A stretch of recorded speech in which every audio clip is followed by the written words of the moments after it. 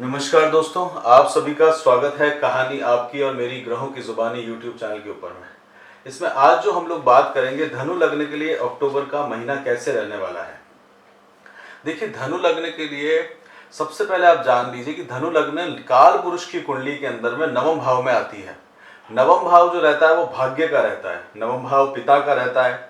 नवम भाव जो रहता है वो आत्मा से संबंधित रहता है। और यहाँ पे आप देखें तो आपका जो है संबंध बेसिकली देखा जाए तो आत्मचिंतन के अंदर में जो जीवन आपका व्यतीत होता है, जीवन के जो सामने जो है मेटेरियलिस्टिक लाइफ के अलावा जो एक जीवन और रहता है, वहां पर आपका इंटरेस्ट आपके जीवन में धनु लग्न के जातकों में देखा जाता है और उसमें बहुत गहरा देखा जाता है। क्योंकि सूर्य की राशि जो कि राजा हैं, सूर्य की राशि वो भी आपकी कुंडली के अंदर में पंचम स्थान के अंदर में आती है, नवम स्थान पे आती है जो सिंह राशि होती है। तो उस कारण आपका जो इंटरेस्ट है, आपके जो जीवन के अंदर में इंटरेस्ट है, वो और भी ज्यादा आपको आत्मा और परमात्मा की तरफ में आपको जोड़ता है। आपके साथ में क्या है, शनि जो है वो आपके लिए सेकंड हाउस के स्वामी है, धन भाव के स्वामी है। और गुरु जो है वो आपके सेकंड हाउस के अंदर में डेबिलेटेड होते हैं, आपके लग्नेश जहां पे कमजोर होंगे। और वहां पे आप देखेंगे तो हालांकि शनि की कोई शत्रुता नहीं है गुरु के साथ में, बट जहां पे आपके लग्नेश कमजोर हुए तो वहां पे धन को लेके आप जो है या परिवार का आपको देखेंगे तो धन और परिवार के अंदर में आपका एक सामंजस्य आपको बैठा पाना थोड़ा सा मुश्किल होता है। खान पान के अंदर में भी आप देखेंगे तो जीवन में आप खान पान भी जो उस तरह का करेंगे कि जो सूखा होगा या फिर जो थोड़ा सा पुराना सा हो जाएगा। ताज़ा खाना अगर धनु लग्न के जातकों को मिल जाए तो समझ लीजिए कि आपका किस्मत बहुत अच्छा है। अब यहाँ पे आप देख सकते हैं कि सूर्य जो है वो इस समय में आपके कन्या राशि के अंदर में रहेंगे 17 सितंबर से 18 अक्टूबर के बीच में। और ये कर्म क्षेत्र में है। यहाँ पे सूर्य का जो है वहां पे अपना प्रभाव रहता है 10वें घर के अंदर में। 10वीं राशि के अंदर में सूर्य जो है वो काफी जीवन के अंदर में प्रोग्रेस लेके आते हैं, कर्म क्षेत्र में प्रोग्रेस लेके आते हैं। और यहाँ पर आपको थोड़ा सा रिकॉग्निशन भी देखने को मिलेगा। केतु भी जो है वो कर्म स्थान के अंदर में चल रहे हैं, तो केतु आपको आध्यात्म के क्षेत्र में तो प्रोग्रेस दे रहे होंगे, परंतु यहीं पे अब आपको जो है वो कर्म क्षेत्र में उतनी अधिक सफलता नहीं मिल पा रही होगी। यहाँ पे राहु बैठे हुए हैं, राहु चतुर्थ स्थान के अंदर में मीन राशि के अंदर में बैठे हुए हैं। तो ये एक बहुत महत्वपूर्ण समय चल रहा है, क्योंकि मन के अंदर में एक रेस्टलेसनेस जिसे कहा जाता है वो क्रिएट हुई भी होगी। साथ में जीवन को आप अपने मन के अंदर में सोच रहे होंगे कि मैं अपने जीवन को किस तरह से आगे बढ़ाऊं, किस तरह से अपने जीवन को विस्तृत करूं जिससे कि मेरा लाइफ जो है वो अच्छे से हो सके। और ये मन के अंदर में कंटिन्यू विचार जो है आपको 30 अक्टूबर के बाद से चल रहे होंगे। आप एक्सपांशन चाह रहे होंगे, चाहे पढ़ाई के थ्रू आप उस एक्सपांशन को चाहेंगे, चाहे आप अपने कर्म क्षेत्र को, क्योंकि सप्तम दृष्टि से कर्म क्षेत्र को देखेंगे, या विदेश से कहीं से आपको फायदा मिल जाए। साथ ही साथ में आपके पार्टनर के थ्रू या आपके पार्टनर के धन के थ्रू आपको कुछ लाभ मिल जाए, इन-लॉज के परिवार की तरह लाभ मिल जाए, तो वो एक राहु जो है चतुर्थ स्थान में बैठकर कर रहे हैं। अब यहाँ पे आपके लग्नेश गुरु जो है वो वक्री हो जाएंगे। देखिए 10 अक्टूबर को गुरु वक्री हो जाएंगे, 2 तारीख को सूर्य ग्रहण है और यहाँ पे आपके कर्म क्षेत्र में सूर्य ग्रहण हो रहा है। तो गेहूं का दान आप अवश्य करिएगा, आपके लिए लाभप्रद बना रहेगा। गुरु जो है छठे स्थान के अंदर में यानी कि शुक्र की राशि के अंदर में, अब यहाँ पे आपके शत्रु के स्थान के अंदर में है। आपके जो कुंडली है उसमें आप देखेंगे तो छठा स्थान जो रहता है वो शत्रुओं का रहता है, वहां पे भी शुक्र की राशि आती है। और 11वां स्थान जो रहता है वो मित्रों का रहता है। मित्रों के बारे में जानना होता है तो 11वें स्थान से देखा जाता है, बाहर की लाइफ, बाहर के जीवन को देखा जाता है, तो वहां पे भी शुक्र की ही राशि आती है। और यहाँ पे आपके जीवन में आप देखेंगे धनु लग्न के साथ में देखेंगे तो शुक्र जो है वो गुरु से ईर्ष्या रखते हैं। तो जीवन में आपके जो मित्र होंगे वो आपकी प्रोग्रेस से बहुत ज्यादा अधिक प्रसन्न नहीं होते हुए दिखेंगे। और कई बार आप देखेंगे कि आपका जो स्थितियां जो खराब हुई हैं वो आपके मित्रों और नजदीकियों के कारण ही हुई है, जिनको आपने अपने मन की बात बताई हो, जिनसे आपने अपने मन की बात को शेयर किया हो, तो वो आपको तकलीफ देके आए हैं। अब यहाँ पे शत्रु जो है वो प्रबल है, शुक्र प्रबल हो चुके हैं 11वें स्थान में। अब यहाँ पे आपको फास्टिंग करने का आवश्यकता पड़ेगी। शुक्र 11वें स्थान के अंदर में मेटेरियलिस्टिक चीजों के प्रति आपका जो है उदासीनता आपको लेके जाएंगे। शुक्र और बुध भी जो है उससे भी आप देखेंगे तो बुध भी आपके लिए 10वें स्थान के स्वामी भी हैं और बुध जो है वो आपके लिए सप्तम स्थान के स्वामी भी हैं, स्पाउस के स्थान के स्वामी हैं, पार्टनरशिप के स्वामी, वो भी शुक्र के साथ में बैठे हुए हैं।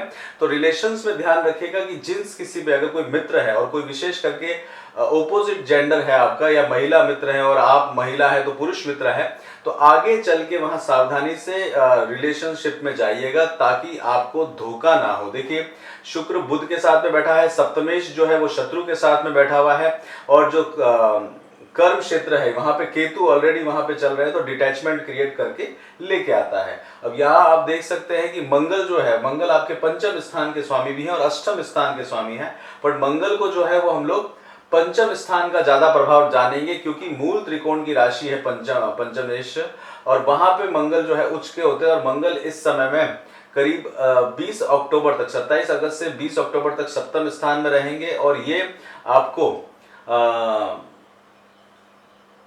मिथुन राशि में चलते हुए यानी कि पार्टनरशिप में चलते हुए, या फिर इस तरह के कर्म क्षेत्र के अंदर में प्रेम, पंचम स्थान प्रेम से संबंधित भी रहता है, तो वहां पे प्रेम से संबंधित आपको कोई ना कोई जीवन में इस समय मिलने वाला है। अब ये देखिए कि मंगल की जो दृष्टि है वो अष्टम भाव से घर परिवार कुटुंब की तरफ में भी देख रही है, साथ के साथ में कर्म क्षेत्र को भी प्रोटेक्शन देने का कोशिश इस समय कर रही है। मंगल आपके लिए कारक ग्रह है, हनुमान जी की उपासना करिएगा। यहाँ पे मंगल जो है वो सप्तम भाव में है, तो स्पाउस के साथ में, पार्टनर के साथ में किसी तरह का तेज तर्रार बहस, क्योंकि आप जब बोलते हैं, वाणी का स्थान होता है सेकंड हाउस, वहां पे शनि है, तो आप बहुत स्ट्रेट बोलते हैं, बहुत ही ज्यादा स्ट्रेट बोलते हैं, जिसके कारण क्या होता है, सामने वाले को पीड़ा हो जाती है और वो आपसे दुश्मनी पाल लेता है। आपके लिए देखिए गुरु जो है उच्च के होते हैं, नवम अष्टम स्थान में गुरु जो है कर्क राशि में उच्च के होते हैं, तो आपका बहुत अच्छा समय जो है, जब गुरु चलते रहेंगे आपके, तब आपको बहुत एक अच्छा समय देखने को मिलेगा। उससे पहले अगर आप देखें तो गुरु अभी आपके लिए सेकंड हाउस के अंदर में, छठे स्थान के अंदर में चल रहे हैं। यहाँ पे रोग, ऋण और शत्रुओं का स्थान है। यहाँ पे आपको हो सकता है कि ऋण की लेने की आवश्यकता पड़े, कोई नया काम धंधा अगर शुरू कर रहे हैं तो उसके लिए आपको पैसा लेने की आवश्यकता इसमें पड़ सकती है। अर्थ कोण के अंदर में गुरु आए हुए हैं, तो अर्थ की आवश्यकता इस समय लेके जाएंगे। नवम दृष्टि से आपके घर परिवार कुटुंब की तरफ में देख रहे हैं, तो घर परिवार कुटुंब में भी एक अच्छी न्यूज जो है वो आपको गुरु इस समय में अपने गोचर में देते हुए जाएंगे। फरवरी तक में वो वहां पे रहेंगे, वक्री हुए हुए रहेंगे, और ये आपको एक अच्छा पॉजिटिविटी देके जाएंगे। सेहत का तो ध्यान इसमें रखना ही पड़ेगा। छठे स्थान में लग्नेश स्वयं गए हैं, शत्रु राशि के अंदर में है, तो काली गाय को अन्न खिलाइएगा ताकि शुक्र का प्रभाव आपके जीवन में कम हो सके। चलिए चंद्रमा की बात करते हैं। चंद्रमा किस तरह से मूवमेंट करेंगे और किस किस तरह से आपका अक्टूबर का महीना और दिन रहने वाला है। देखिए कन्या राशि 1 या 2 तारीख को चंद्रमा कर्म क्षेत्र में रहेंगे, तो कर्म क्षेत्र से जुड़ा हुआ दिन रहेगा। थोड़ी सी चिंता रहेगी क्योंकि उस दिन सूर्य ग्रहण है 2 तारीख को। तो इस समय में आप कोशिश करिएगा जो भी आपके इष्ट हैं उनकी आप पूजा और उपासना कर सकते हैं, उससे आपको लाभ देखने को मिलेगा। गुरु की उपासना कर सकते हैं क्योंकि नवम भाव के अंदर मूल त्रिकोण की राशि आती है। आपके लिए गुरु जो है वो प्रभावशाली आपके जीवन के रास्ता आगे आपको बनाते हैं। 3, 4 और 5 तारीख को चंद्रमा जो है वो तुला राशि में जाएंगे। तुला राशि के अंदर में यानी कि मित्रों के साथ में इस दिन में आप जो है सावधानी बरतिएगा, क्योंकि शुक्र के साथ में वो बैठे हुए हैं, तो किसी भी तरह का आकर्षण के चक्कर में, ये मेटलिस्टिक जीवन के चक्कर में नहीं फंसेगा, लंबा नुकसान हो जाएगा। अगर हालांकि आपका दिन जो है वो बाहर सोसाइटी वगैरह में रहेगा, आपको कुछ अच्छी न्यूज देखने को मिलेगी, पर फिर भी इसमें सतर्कता रखिएगा, सजगता रखिएगा। 6, 7 तारीख को चंद्रमा 12वें स्थान में जाएंगे। हेल्थ का ध्यान रखिएगा, थोड़ा सा आइसोलेशन आपको देखने को मिल सकता है। किसी भी लिटिगेशन वगैरह में मत फंसिएगा, कोर्ट केस वगैरह से बचने का इस दिन कोशिश करिएगा। हॉस्पिटल वगैरह जाने का भी मौका इस दिन आपको मिल सकता है। 8, 9 और 10 तारीख को चंद्रमा लग्न में आएंगे। मान सम्मान के प्रति अपने आप को सचेत रखिएगा। दिन जो है थोड़ा सा भारी सा रहने वाला है। 11, 12 तारीख को चंद्रमा जो है मकर राशि में जाएंगे। इस दिन आपको एक अच्छा बेनिफिट देखने को मिलेगा, चीजें आपकी रिजॉल्व होते हुए जाएगी और खान पान के प्रति आपका रुझान बढ़ते हुए जाएगा। 13, 14 तारीख को कुंभ राशि के अंदर में जाएंगे। पराक्रम स्थान में रहेंगे, शनि के साथ में रहेंगे। पराक्रम के अंदर में एफर्ट्स करने का आपको आवश्यकता इस समय पड़ेगी। छोटे भाई बहनों से तालमेल बना के रखिएगा। भाई बहनों से तालमेल अभी बिगड़े हुए से रहेंगे, क्योंकि शनि जो है वो 11वें स्थान में तो दूरी बना के रखता है। 16 को तारीख को चंद्रमा चतुर्थ स्थान में आएंगे, राहु के साथ में रहेंगे। मन के अंदर में बेचैनी सी रहेगी, मन के अंदर में काफी सारे कामों को एग्जीक्यूट करने का मन रहेगा और साथ के साथ में विदेश के अंदर में बातचीत करने की कोशिश करिएगा। 17-18 तारीख को चंद्रमा मेष राशि में जाएंगे, यानी कि पंचम स्थान में जाएंगे। यहाँ पे आप अपने बच्चों के लिए अपना समय व्यतीत कर सकते हैं, साथ के साथ में उनके लिए पराक्रम करने का आवश्यकता देखने को मिलेगी। पढ़ाई के लिए किसी भी ऑर्गेनाइजेशन या इंस्टीट्यूट में अगर आप काम कर रहे हैं तो वहाँ पे आपको एक अपना दबदबा बनाने का मौका देखने को मिलेगा। साथ के साथ में स्वयं जो है पंचमेश जो है इस समय में केंद्र के अंदर में आ रखे हैं, तो कोई भी छोटी बात पर लड़ाई झगड़ा भी इस समय बुद्धि के अंदर में संताप देखने को बनता है। 19 और 20 तारीख को चंद्रमा आपके छठे स्थान में चले जाएंगे, गुरु के साथ में रहेंगे। कर्ज से इस दिन ना लीजिएगा, बचने का कोशिश करिएगा। ओवरऑल दिन जो है ये आपका एवरेज रहने वाला है। मिथुन राशि में 21 और 22 को जाएंगे, एक्टिव वाला दिन रहेगा। लिटिगेशन वगैरह का अगर है तो इस समय में करने का कोशिश करिएगा, आपको फायदा देखने को मिलेगा। 23, 24 और 25 तारीख को चंद्रमा जो है अष्टम भाव में जाएंगे। अष्टम भाव में चंद्रमा का जाना आपको अचानक से धन का लाभ लेके आएगा। यात्रा करते हुए ध्यान दीजिएगा। इस समय में आप देख सकते हैं तो 21 तारीख को मंगल भी अष्टम भाव में आ चुके होंगे। तो मंगल का अष्टम भाव में आने का अर्थ है कि आपको ट्रेवलिंग में ध्यान देने की आवश्यकता है। उसके बाद में चंद्रमा सिंह राशि में जाएंगे। 26-27 तारीख को नवम भाव में रहेंगे। यात्राएं आ सकती है, पिता के साथ में अच्छे संबंधों को बनाने का कोशिश करिएगा और ये समय जो है आपका आपके अनुरूप चलता हुआ दिखेगा। 28, 29 और 30 तारीख को चंद्रमा कर्म क्षेत्र में जाएंगे, केतु के साथ में रहेंगे। काम को करने में आपको थोड़ा सा रुझान करने की आवश्यकता है। अष्टमेश केंद्र के अंदर में बैठे हुए हैं तो काफी एफर्ट्स इस दिन आपको लेके आएगा। 31 और 1 तारीख को चंद्रमा जो है वो शुक्र के साथ में, सूर्य शुक्र के साथ में आपके 11वें स्थान के अंदर में चले जाएंगे। शुक्र जो है वो ऑलरेडी आपके 13 तारीख को अष्टम राशि में यानी कि 12वें स्थान में गए हैं, तो राजयोग प्रस्तुत करते हुए आपको लेके आने वाले हैं। तो शुक्र जैसे ही 13 अक्टूबर से लेकर 7 नवंबर तक आपकी 12वीं राशि में रहेंगे, आपके लिए एक राजयोग बनाया हुआ देखेंगे। यहाँ पे सूर्य और चंद्रमा दोनों साथ में होंगे, तो एक तरह का परिवार से संबंधित, अध्यात्म से संबंधित वहां से आपको लाभ देखने को मिलेगा। जीवन के अंदर में एक आध्यात्मिक लाभ लेके ये समय आपको आएगा।